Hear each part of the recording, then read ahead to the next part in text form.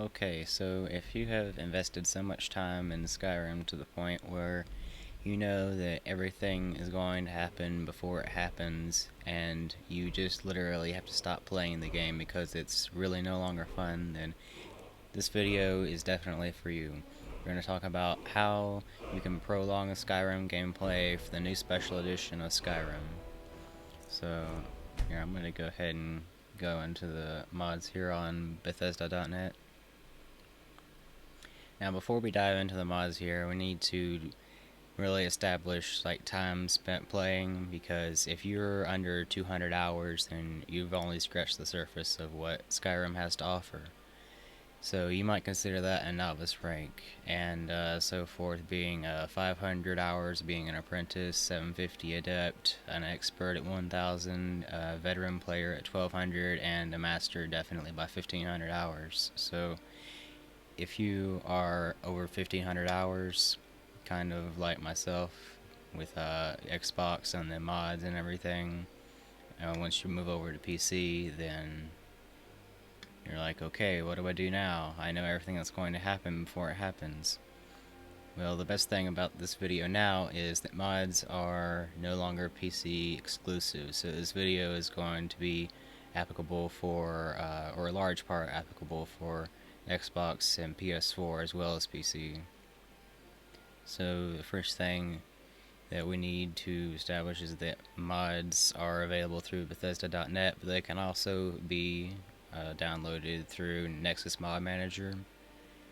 Although it is a lot easier if you just use what's on Bethesda.net, as that's continued in this part right here that says My Library. It'll have all of the stuff that you've downloaded and whether it's enabled or not. Whether it's downloaded on your machine right here and whether it's enabled. So if you have all these, then you're good. And you can actually pair this with Steam saves, Steam cloud storage, to carry it to another computer. So this is a really big thing for me, because I was always having to like run 2 different saves depending on which computer I was on, because the mods would never match up, and you can't use anything like other cloud storage, so because it's way too many gigabytes, you don't want to actually have to pay for all that. So you just get on Bethesda.net now, and I haven't tested it because I don't own Special Edition for console, but it should work in the same way as long as they are actually console and not marked by PC only right here.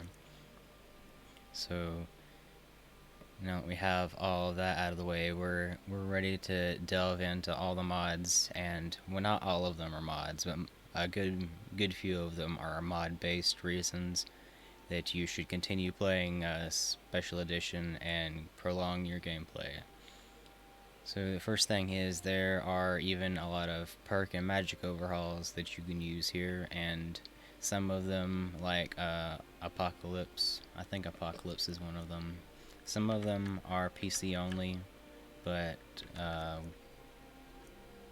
or they may be PC only now but can be moved to console later once they have better resources and the creation kit is more widespread and they have more modders and everything. So that's one of them, and all this is definitely applicable to PC, as we've had it for the past 5 years since the original Skyrim was launched. But hopefully this will help, since they've added perks, like really a lot of perks. It says over 400. Like when I first got this Ordinator, then I was just blown away by how many perks that it has. I'm not exactly sure if it's as many or even the same kind as Perkius Maximus, but that's not available through Bethesda.net that I've seen so far, so we'll just have to go with this one. But we can use that one in combination with Apocalypse to add even more functionality through overhauls of that nature. And you can also add ones for not only just setting your difficulty as legendary, but you can also add, where was it? There is one that adds a hardcore difficulty that actually increases not only the the damage dealt by the NPCs, but also your damage as well to make it more realistic. So you're not standing there bludgeoning them with a Daedric Warhammer and they poke you with a iron dagger and you die. That kind of stuff. Here it is. No milk drinkers allowed. Okay. Yeah. One thing to bear in mind, if you highlight one and press enter, it'll take whatever your mouse is on, which is a little bit annoying, but I'm sure we can work through it. It's just one of those extra things to have to remember. It's a lot better just to click it anyway. So we have all this here, and also one up I forgot to mention on a Nexus Mod Manager. It'll tell you on the Mod Manager if it has an update available or if it thinks it does, but that's been wrong on so many occasions I don't even pay attention to it anymore. And actually, when you first log in here to check out your mods on Bethesda.net, it'll have a category above my library that says updates available, and then you can just automatically download. Well, it won't automatically, you have to manually do it, but it's a lot better to do it in game through this. Really simple and easy than having to go to Nexus Mod Manager, re-look up the mod and re-download it and all that other crap. It's a lot easier just to do it this way, so that's another thing that I liked. Oh right, and there's also 360 new spells from Fendrix Magic Evolved. I'm not sure if they are newer than Apocalypse or if they add to it, but between these two you definitely have a lot more magic to learn, and the Ordinator perks help a lot too. So right back to hardcore difficulty, it adds more damage down to your damage ratio. Oh well, I forget the technical term for it. It increases the damage that you deal as well on Legendary, rather than just increasing the NPC and hostile factions to be unfair. It says it in there somewhere. Legendary difficulty is unfair. And it's not really so much about the fairness, it's more about immersion. Like I said, Daedric Warhammer versus Iron Dagger, which is going to win? Well, if you have Legendary, then it might not be you. So that's a good thing to have. It kind of balances it out.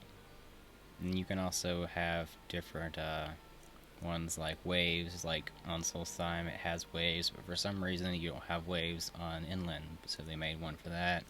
Lots of tweak mods, and lots of patch overhauls and everything. And then probably one of the more popular ones is alternate start.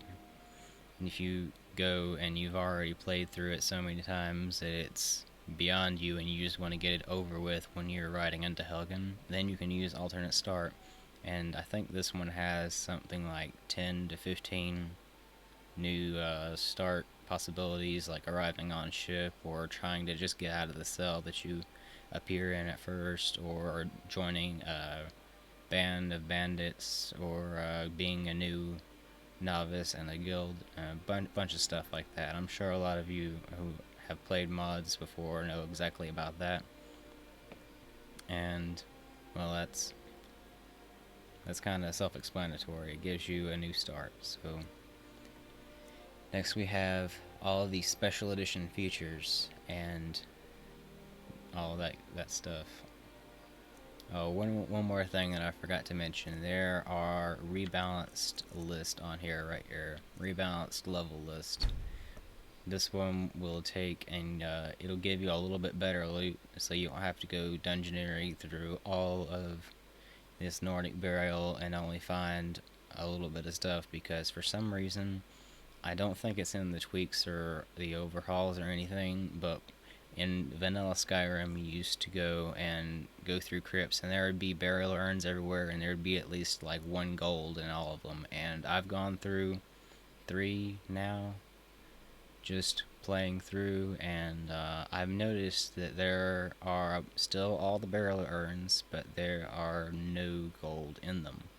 You still have gold pouches somewhere and gold in chest, but you don't have any gold in the burial urns, which is really kind of weird. This doesn't actually change that, at least not that I've seen, but it gives you a little bit better loot to make it more rewarding. And then you have just some other ones. You can go through here and there's a bunch of combat based ones and encounter zones, and all of it to make it a little bit more perhaps immersive, but also a little more tolerable. And you can also actually get more perk points. I found this and decided to go with it because it's not like it just dumps a massive load on you or anything. It just goes through and grants you 1 point per extra 2 levels, and they also have 1 per 5 levels. And if you're using one of the perk overhauls, then you have all these massive amount of perks that weren't in the vanilla version. You're still getting vanilla perks, and then you'll have to play it forever and legendary, a bunch of skills, and this kind of evens the perk balance out to how many perks there are now after you've installed the overhaul. So yeah, also have compatibility patches as well. Those are pretty good. I haven't had any problems since I've installed the patch, so I suppose it works.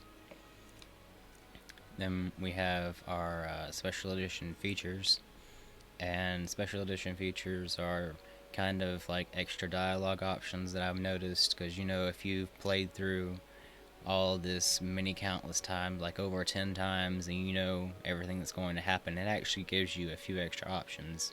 And I won't spoil them right out, but I'll just run through like 2 of them that I've noticed. Is after you come from I think it's Helgen, yeah, is after for me, I just did the alternate start. I didn't bother doing the wagon ride, sorry, a little tongue-tied. But after you go to Riverwood and speak to Gerder, if you get there before Ralof is there to introduce you, she'll be skeptical. She won't just be, oh, you must be Ralof's friend, because Ralof is nowhere around. That adds a little bit to immersion. Is actually something that I thought was pretty cool that they did. She'll actually interrogate you a little bit, not like hostilely or anything, but she'll be skeptical. She won't just immediately script through the entire dialogue without Ralof being there. It'll be a little bit different. And another thing is that Urthgerd goes home. If you played vanilla and noticed, Urthgerd never goes to her house. She's just a drunken idiot spending all day and night in the tavern with nothing else better to do with her life than brawl endless strangers. And well, she never goes home, so you could always use her house for storage or whatever you wanted, really. But now I actually noticed when I was there that she wasn't there. I thought she was just somewhere else in there in the Bannered Mare, but I didn't have time. And then I came back through later, like a few in-game days later, and about 2 o'clock in the morning I saw her walking outside of the Bannered Mare. I'm like, Urthgerd, you're not supposed to do that. Go back in there and drink some more mead. Right? But no, she was actually walking to her house. So, okay. They added a bunch of new stuff like in there, so keep your mind open and your eyes open, because apparently they've added a little bit more stuff, because they know that they messed up when they didn't redo Morrowind or Oblivion. And so now that we have all of these new high resolution textures and everything, that's another one that we're going to go to next. But they know that as well as they did on the game engine and the textures, they really should have given us a new game after 5 years and their epic fail with Elder Scrolls Online, but this video is not about that.